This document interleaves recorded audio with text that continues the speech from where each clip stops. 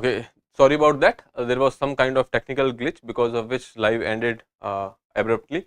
So we'll be starting with the article where we left, and the previous video will be there as part 1, and this will be the part 2 of the today's lecture. Okay. So when we are talking about the DSR, we have discussed that why we are going for the DSR technology, why we are going for the change in from the traditional method to the DSR method. Okay, because there is a water requirement when we are talking about rice, and that water demand has increased because of the, you can say, cultivation needs, etc., and ultimately that is affecting the you can say groundwater table of that particular area. Okay. Now when we are talking about Punjab and Haryana like areas, because of the green revolution, they have actually gone for the crops like rice, wheat, etc. But if we see the geography of that particular region, these are not suitable for the rice. Okay, because these areas are witnessing the kind of rainfall which is not enough for rice, because rice will require a lot of water, and that is why they have gone for the groundwater table, and they have started the irrigation from the groundwater. Okay, and ultimately that has resulted into the depletion of the groundwater. Okay. Now coming to the article, okay, here you can see the direct seeding of rice DSR is promoted by the Punjab government from the past several years, and the result is not up to mark, because right now if we see only 2% of the cultivation is done by DSR, rest is done by the you can say traditional methods. Target is to go for 10% as of now. Okay. Second thing is, government is also providing some kind of incentive in the form of rupees 1500 per acre. Okay, if you are going for the DSR technologies. Okay. When we are talking about the traditional technology, as I told you, what they used to do is that they used to plant these saplings in the nursery, and then after some time, nearly 25 to 30 days, when that plant is young enough, they will put it inside the flooded rice fields. Okay. Now why flooded rice field? Because that is necessary in the initial phase of the, you can say, germination, that requires you can say a lot of water, and that is why they used to go for this particular method. And because of which there are 2-3 important aspects which are attached to it when we are talking about the rice fields. Okay, first water, second is labor, third is CH4 emissions. This is an environmental aspect which was not covered in this article. That is also a cause of concern when we are talking about the flooded rice. Okay, the methane is the powerful greenhouse gas that will have that kind of impact on the global warming. So that is why these are the negatives about the traditional methods, and that is why we are going for the alternative method, that is DSR. Now what will you do in the DSR? In the DSR method, what you will do is you will directly take the seeds, you will directly implant in the field, and then go for the irrigation over there. Okay, so let's see here. DSR does not require nursery preparation or the transplantation. Okay, so first thing, your labor issue is gone over here, because for the transplantation you required a lot of labor. Okay. Second thing is, paddy seeds are directly shown in the fields 20-30 days ahead of when they would have been transplanted. Okay. So before the at the time of transplantation, before that they used to go for the nursery 20 to 30 days before that. So similarly they will go for the plantation 20-30 days before in the field itself. Okay. Then after the field has been irrigated and prepared using the laser leveler, second is the seeding is carried out with the seed drills or the lucky seeder machines. Okay. So now they are using machines over here, and because of the machine, the requirement of the labor will go down. Okay. So because of this, the cost will go down for the farmer. Okay.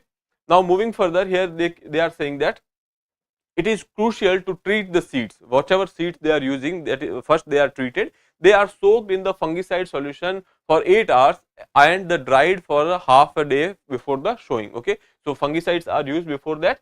The first round of irrigation is carried out after 21 days of the sowing. Okay, another will be taking out after nearly 14. It will require nearly 14 to 17 rounds of these you can say these irrigations, or you can say the watering over that. Okay, at the interval of 7 to 10 days. Okay. So here you will not be flooding the field, you will be going for the repetitive irrigation over there, you will be going for the 14 to 17 rounds of irrigation, or you can say watering the plant. Okay, and it will be happening every 7 to 10 days. Okay. Now the final round of irrigation is done 10 days before the harvesting. So this is the method of your DSR. Here you don't have to go for the a lot amount of water. Okay, when we are talking about the benefits, the labor charges are less, because you will be using the this seeder, etc., which are there. Okay, now what are the benefits of DSR? It reduces the consumption of water in the cultivation by 15 to 20%. That is important, because our target is to go for the reduction of the water. Okay, so that is one thing. Second thing here you can say, when we are talking about the traditional method, okay, it requires 3600 to 4100 liters of water, okay, for per kilogram of rice. Now see, 3600 to 4100 liter of water for per kg of rice, okay. So that much amount of water is required for 1 kg of rice, okay. Again, when we are talking about the traditional method, it will take nearly 25 to 27 rounds of irrigation, and this method is taking your 14 to 17 rounds of irrigation, okay. And when we are talking about the areas like Punjab, which is water scarce right now, so that is kind of difficult to go for the traditional ones, okay. Now, rapidly plunging groundwater levels are there, and there is the crisis of desertification because of the lack of the water. Ultimately, we will go for the, you can say, if water is less, that means that your plantation is less, or you can say the trees are less. Ultimately, you will go for the desertification. Okay. Second thing is, again and again you are actually going for the a particular field, and you are taking nutrients from that particular field, okay, and you are not going for any kind of crop diversification, etc. So that will also result into the poor quality of the soil over there, and ultimately desertification. Okay. Now soil texture is the key. Okay, when we are talking about the rice cultivation, soil texture is the key. When we are talking about the DSR method, specifically soil texture is the key. Okay, there are two kind of texture, you can say. One is soil of light texture, and second is soil of, you can say, higher texture. Okay. So when we are talking about this light texture, so this is more suitable. Basically when we are talking about the DSR method, heavy texture soil is more suitable, light texture soil is avoided. When we are talking about the light texture soil, the water retention is very poor. Okay.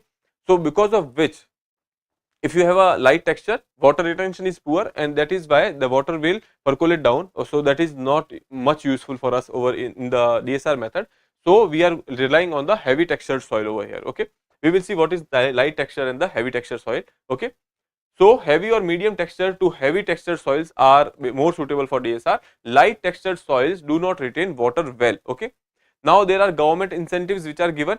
That when we are talking about the incentives, if some incentives is given like 1500 rupees they are giving for per acre. Now if let's say a person is having a light textured soil and you are giving the incentive, so it will backfire, because ultimately for the intense incentive he will go for the cultivation, okay, and ultimately the yield will not be what we have hoped for, because that will not work in the light textured soil. Okay, so that can backfire. So that is important for us to make sure that farmer is aware of the technique, farmer is aware that which kind of soil is required. Okay, so that is there. Now moving further, heavy textured soil contains more clay and less sand. Okay, more clay means the particle will be even more smaller, and because of which the water retention is high over there. Okay, when we are talking about the light textured soil, the sand particles will be there, because of which particle will have more size. Ultimately more size result to more voids, and ultimately water will percolate through these voids inside the ground. So ultimately it will not retain the water in the field. Okay, so that is why we require high textured soil and the not low textured soil. Okay, so when we are talking about the Punjab's 20% soil is light textured soil. Okay, so that is there. Now iron content, the soil that are severely deficient in iron are not suitable for the tar water or DSR. Okay, so when we are talking about the DSR technology, you need to ensure that your soil is basically high, having, you can say, high iron content. Okay, if not, then you have to make sure that you are supplying it from the outside. In that case you have to go for the green color, or you can say the ferrous iron. Okay, ferrous iron is basically of green color and not the rusty ones. Okay, so you don't have to go for the oxidized one, you have to go for the, you can say, ferrous iron. Okay, so that is about for the you can say farmer to make sure that the iron content is there, soil texture is heavy. Okay, now what is the way forward? So way forward is that you should not go for the unsuitable fields. When we are talking about areas where light texture soil is there, low iron content soil is there, in such cases DSR won't work. Okay, and when you are going for the incentivization of this particular technique, you make sure you are incentivizing the right person, you make sure that you are making the farmers aware about it, you are making sure that there is a, you can say, proper helpline where farmers can contact, then they can be given right directions to use this particular technology, because in the initial years when this technology will be there, so you need to provide certain support. Okay, if not, then farmers will be aversive of this particular thing. Okay, let's say if someone has, in the field which is having a light texture soil, and because of the government's outreach program or the incentivization, he has gone for the cultivation through the DSR technology. Now he has not got the result, or you can say he has not get the yield what he has hoped for. Ultimately he will go for the bad mouthing. Okay, he will go for the, you can say, saying that or he will spread the word that it is not working. So ultimately our aim will be defeated over here. So that is why, that is the way forward, that we will go for the awareness generation, education, and the awareness of the farmers. We will go for the extensive training and the ready helpline number over there. And if farmers incur any kind of loss in the initial phases, there can be a little bit of compensation as well. Okay, so that is about this particular article. Now moving further to the next part. Before that, please remember that these techniques can be asked in prelims. Okay, when we are talking about the DSR and the traditional one, they can ask for the comparison. They can say like DSR is having more optimal use of water, or they can say that the yield is better in DSR, something like that. If they see, so you should know that which is the method which is important for us, or you can say which method is more efficient for us. Okay, now moving further to the next article, that is related to mifepristone. Okay, mifepristone is a drug which is basically used when we are talking about the termination, medical termination of the pregnancies in the early phases. Okay, so here if we see, it is a commonly available pill, part of two drug regime. When we are talking about the medical termination or the medical abortions, two drugs are used. Okay, so when we are talking about these two drugs, okay, so first one drug will be given, that is your mifepristone. Then there is this misoprostol. Okay, so these two drugs are basically used in the medical abortions, or you can say medical termination of the pregnancies in the early phases. Okay, recently it was in news because there was this petition which was filed in the USA's court, and USA's court has given a judgment for our sake or our exam sake. That is not important for us. Okay, the, you can say, petition was related to you can say the approval which has been given to the mifepristone, and the petitioners, these are basically anti-abortion groups. They are basically seeking that the FDA approval should be revoked. Okay, but right now Supreme Court of, or you can say Apex Court of USA has not gone for the such judgment over there. They have not gone for revoking the FDA's approval. So that is there, but that is not of any use for us. So it is not important. For what is important for us is that the drug. Okay, so drug here, you can say the mifepristone is the part of two drug regime. These are the two drugs. One is your mifepristone, second is misoprostol. Okay, these are used for the medical abortions. The first one, these mifepristone, here the patient will take the mifepristone so that it will start the process of abortion. Okay, so what it will do is that there is this you can say hormone that is progesterone. Okay, when we are talking about the progesterone, this hormone is basically essential for survival of the fetus, okay, or the pregnancy. So they will actually, you can say, cut the you can say block the progesterone hormone, because of which what will happen is that pregnancy will convert into abortion. Okay, and after that the second drug, that is misoprostol, that is taken, that is to clear the, you can say, uterus over there, because obviously when we are talking about the you can say abortion or the miscarriage which has been there, so you have to clean that area of uterus. Okay, so that is why this particular drug, that is misoprostol, is given, that actually starts the contractions. Okay, and then ultimately these are the two drugs which will lead to the termination of the pregnancy. Okay, so please remember these two drugs. Okay, and when we are talking about the medical termination of pregnancy, India has certain rules. Okay, so you have we have already discussed these rules in some of our sessions, so you can go through them as well. Okay, now moving further, next is basically related to the world part. Here you can see the Netanyahu dissolved war cabinet days after the key partners quit his government. That is not important for us. Okay, these incidents has been happening for a long time in the Israel-Hamas issue. So right now there is no concrete thing to have a you can say to add to our notes. So that is why we will not discuss this. Second is, amid Russia-China threat, NATO chief says it is in talks to deploy more nukes. Okay, so that is also something which is there in the discourse, so we don't have to go into details of that as well. Okay, just know that the organizations like NATO, which are important for you. Now second thing is, they are going for the NATO plus 5 etc. So you can keep a tap on that as well. Now moving further, as I told you, we will be discussing at least one map in every session, so that we will have a overview of the global maps as well.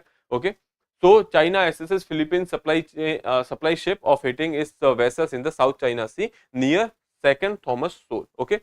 Now the thing is, when we are talking about these areas of the South China Sea, now South China Sea is important for you because that is the area which is having a lot of you can say contradictions, wherein there are contentions which are going between these countries. There is this contest for the islands of that particular area, exclusive economic zone of that particular area.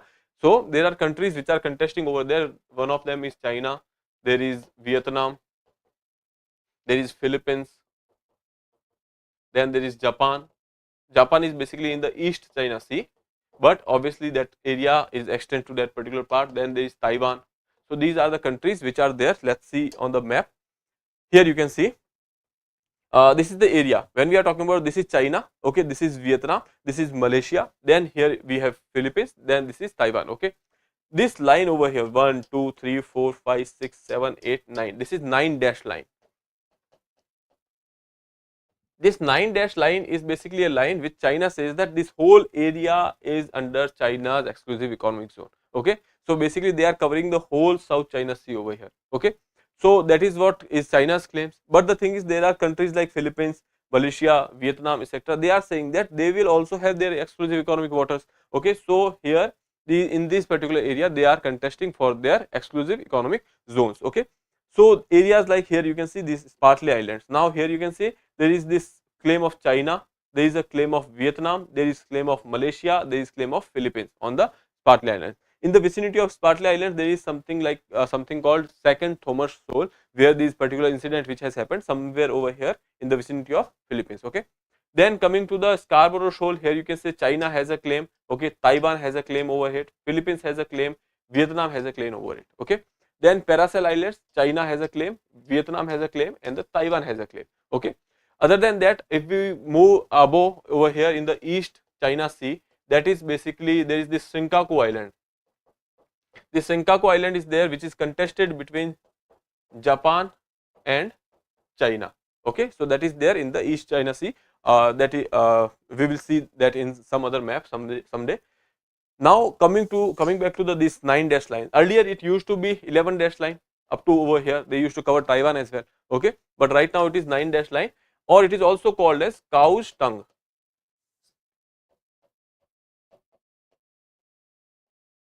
Okay, cow's tongue because it looks like a cow's tongue. Okay, so this is about South China Sea, certain areas which has been already discussed again, but since there are many people who will be starting their cycle from June and July for the next prelims, so we will be discussing these things again in our newspaper analysis. Okay, so I hope that is clear. Now further, for your own read, there is this article, Kerala's migration story. You can skip the data, just try to understand why people from Kerala are going for countries like Gulf, etc. They are working over there. Okay, so that is there. When we are talking about the remittances, Kerala's economy or Kerala is mostly dependent on these particular remittances. Okay, it is state which is receiving the maximum of them, and when we are talking about the this particular state, they are dependent on these remittances. Okay, so that is about it. You can go through this particular thing and please go through this road ahead as well. Okay, now last part, that is the practice question for you. What is the primary therapeutic use of mifepristone, that is treatment of bacterial infection, management of hypertension, used for medical abortions and allergic reactions? Okay, so you can attempt this question and answer in the comment box. With that, I would like to take your leave, and if you have not subscribed the channel, please subscribe it. Thank you. Have a nice day.